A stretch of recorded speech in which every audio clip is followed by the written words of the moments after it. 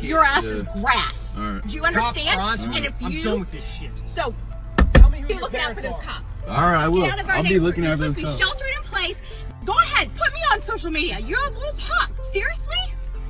And seriously, I called the cops. I can't. What? Wow, I'm so scared. I'm so scared. Meanwhile, face coverings while out in public are now mandatory in Riverside County, and residents who don't comply could face a hefty fine. CBS 2's Candace Crone reports from Riverside with more on the new order. The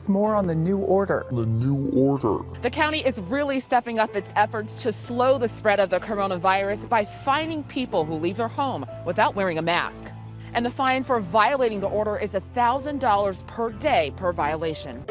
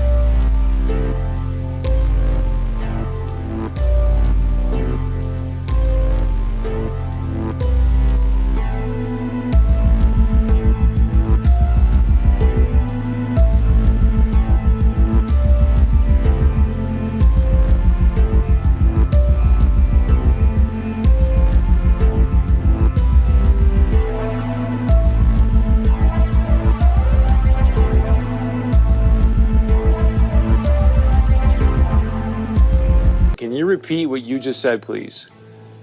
Well, last Friday, I received a 7-page document that sort of told me that if I had an 86-year-old patient that had pneumonia but was never tested for COVID-19, but sometime after she came down with pneumonia, we learned that she had been exposed to her son who had no symptoms, but later on was identified with COVID-19, that it would be appropriate to diagnose on the death certificate COVID-19. Now, we've not done that. If someone has the pneumonia after and it's in the middle of a flu epidemic, and I don't have a test on influenza, I don't diagnose influenza on the death certificate. I will say this elderly patient died of pneumonia. I don't mean to interrupt you, but my heart is sinking right now as you're telling me this. You're a doctor. Why in the world would they be sending you out information to fill out death certificates, whether the person's been diagnosed with COVID-19 or not, but then to say in the death certificate this person's death was caused by COVID-19? That does not sound right to me. I went to the person in our office who does most of the death certificates over the last 10, 20 years, and I said, does this sound right? I had her look at the documents that I printed off, and she said, well, we've always been told that you always put down just facts. You don't put down any probabilities. You don't put any presumptions down. It's just what you know. And so this is concerning. And it actually gets to your point, Chris.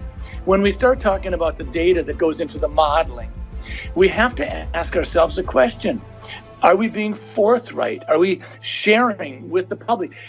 Minnesota, North Dakota, we don't need to be having it sugar-coated. We want to know what's going into your modeling. So with that being said, why would they want to skew the number of deaths due to COVID-19?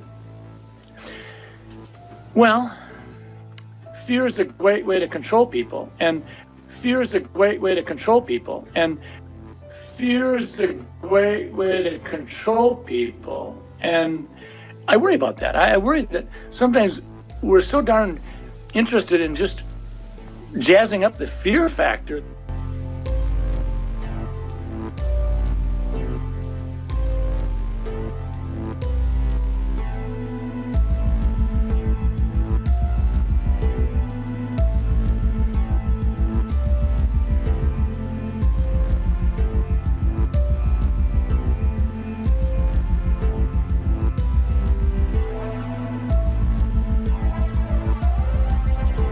The only answer to the current health and economic disaster is to effectively suspend capitalism.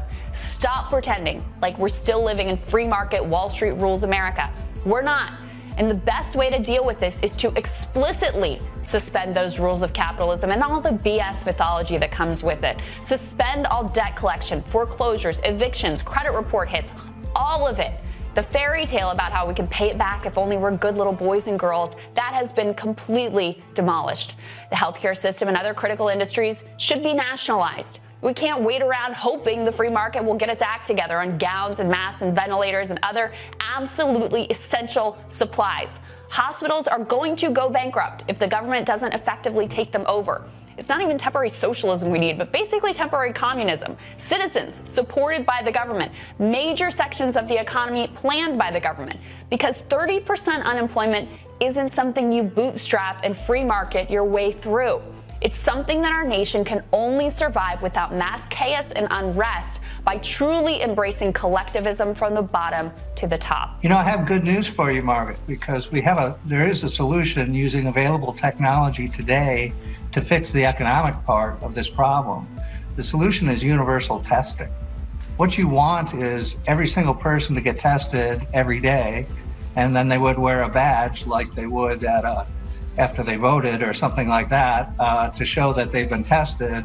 This would immediately sort out who's been infected and who hasn't been infected. That would help the healthcare sector, but it would also help the economy because we could interact with each other with a lot of confidence. Eventually, what we'll have is certificates of who's a recovered person, who's a vaccinated person, because you don't want people moving around the world where you'll have some countries that won't have it under control. Sadly, you want to completely block off the ability for those people to go there and come back and move around. They have to get the shot. The vaccinations are so important. This is really going around now. They have to get their shots. It's so important to get not just hundreds of millions, but literally billions of those vaccines, because this is a global problem. And although the US has got the most cases right now, as time goes on, the developing countries where isolation is more difficult and the health system is very weak, sadly, they're most likely to experience the most pain of all as this goes global. The world today has 6.8 billion people. That's headed up to about 9 billion. Now, if we do a really great job on new vaccines, healthcare, reproductive health services, we could lower that by perhaps 10 or 15%. They have to get their shots. There are some good things happening. The work on a vaccine, although that probably will take 18 months, that's going full speed ahead. Our foundation is funding that. We're looking at getting vaccines to everyone in the world. So in the long run, we're looking at getting vaccines to everyone in the world. So in the long run, we're looking at getting vaccines to everyone in the world. We must reform our mental health laws to better identify mentally disturbed individuals who may commit acts of violence and make sure those people not only get treatment, but when necessary, involuntary confinement. Last week, Dr. Michael Ryan, he's a leader at the World Health Organization, announced that in response to the spread of this virus, authorities may have to enter people's homes and remove family members, presumably by force. In most parts of the world, due to lockdown, most of the transmission that's actually happening in many countries now is happening in the household, at family level. In some senses, transmission has been taken off the streets and pushed back into family units. Now we need to go and look in families to find those people who may be sick and remove them and isolate them in a safe and dignified manner. We need to make sure that everybody continues to let us know where those folks are. If you've observed recurring violations of the Safer at Home order, please continue to let us know at coronavirus.lacity.org/business violation. You know the old expression about snitches? Well, in this case, snitches get rewards. We want to thank you for turning folks in and making sure we are all safe. Your ass is grass. Right. Do you understand? And if I'm you done with this shit. So Tell me who be your looking out for parents those are. cops. All right, I will. Get out of our I'll be neighborhood. looking You're at those supposed to be cops. sheltered in place. Go ahead, put me on social media. You're a little pup. Seriously? Seriously, I called the cops. I can't. What Wow, do you I'm think? so scared. I'm so scared.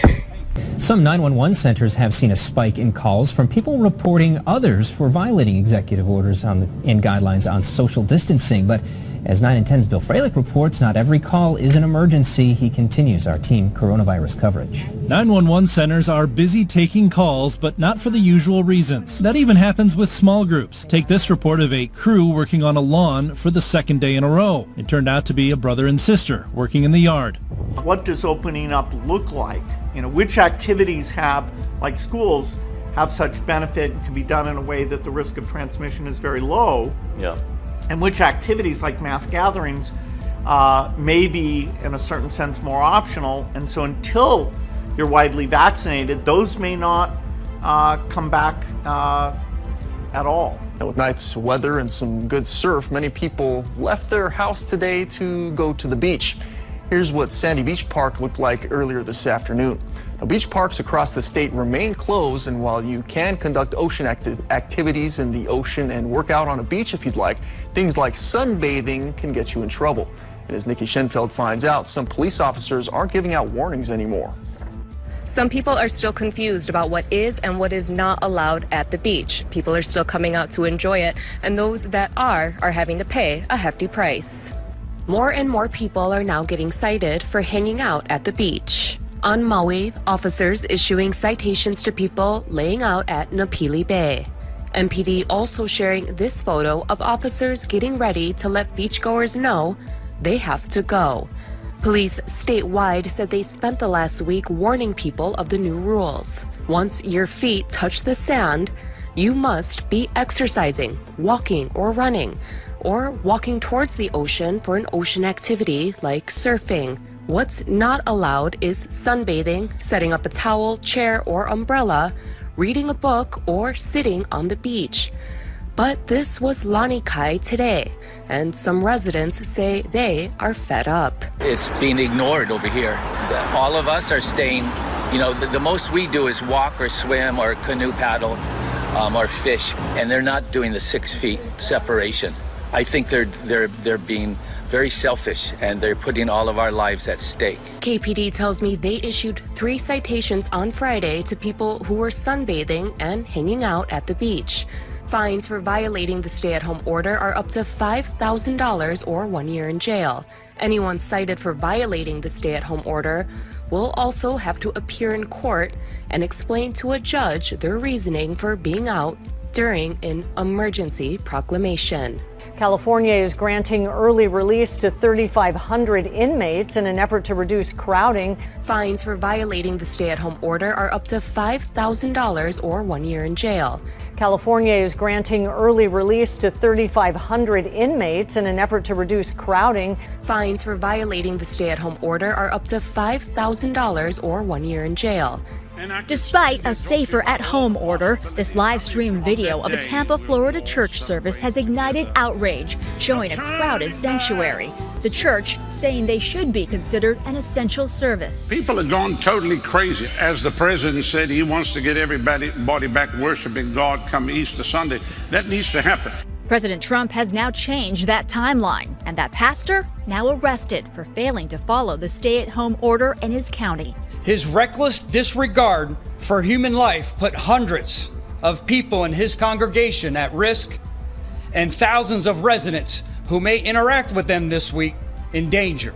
And in Louisiana, despite a ban on large gatherings and a warning from the governor about their coronavirus cases quickly rising, hundreds of parishioners came to a church outside Baton Rouge, angering neighbors. Y'all need to shut that church down! Also, this street parade was held Saturday in New Orleans. The mayor telling CNN overnight it won't happen again. Our musician community, our cultural bearers have stepped up and said, hey, no more in the city of New Orleans. This is very serious here, and our people are dying. Pro-life advocates are fighting back after being cited by police for prayerfully gathering outside abortion mills in Michigan and North Carolina, saying shelter-in-place laws don't apply to them. 3 men who were praying outside the Scottsdale Women's Center last week in Detroit were given a citation by police and told they were violating the governor's stay-at-home order. Today I'm issuing a stay home, stay safe executive order. Now they're suing Michigan's pro-abortion governor Gretchen Whitmer and the city of Detroit, challenging the constitutionality of the governor's shelter-in-place order, criminalizing the free speech activity of peaceful pro-life protesters. Pro-lifers in North Carolina are suing in federal court against Greensboro Mayor Nancy Vaughn, when 4 were arrested last week, with police claiming they were in violation of state and county stay-at-home orders as well. Here in southern New England, some residents are concerned about people from New York coming here and potentially spreading the virus. And starting tomorrow, Governor Gina Raimondo has ordered the National Guard to go door-to-door in coastal communities looking for people from New York. And today, state troopers began pulling drivers over if they have New York license plates. Eyewitness News reporter Rob Nesbitt spoke with one of those drivers. He's here now with the new details. A mandatory checkpoint has been set up here on Interstate 95 in Hopkinton, where all drivers from New York are required to stop and register themselves with the National Guard if they plan on staying in Rhode Island. As you drive into Rhode Island from Connecticut on Interstate 95, you'll read this traffic sign telling New Yorkers to stop. I'm like, oh boy, here we go. Tara Copey drove up from Staten Island to pick up a new puppy for her family. She was given a packet by the National Guard That 14-day rule, saying that New Yorkers are required to quarantine for 14 days if they plan on staying in the Ocean State. Last week, Governor Greg Abbott executive order went into effect, which required folks traveling into Texas by road from Louisiana to self-quarantine. However, today is the first day that troopers are actually stopping drivers and forcing them to fill out paperwork indicating where they are heading to. Drivers I spoke with said it's been a headache dealing with these changes, but they understand. I think it's great that they're trying to protect Texans. Since I am a Texan, I'm coming back home, so I think it's great that they're testing and you'll know for sure. Troopers are allowing those with commercial traffic and semi-trucks to bypass this checkpoint. Failure to comply with this order could result in jail time. California is granting early release to 3,500 inmates in an effort to reduce crowding.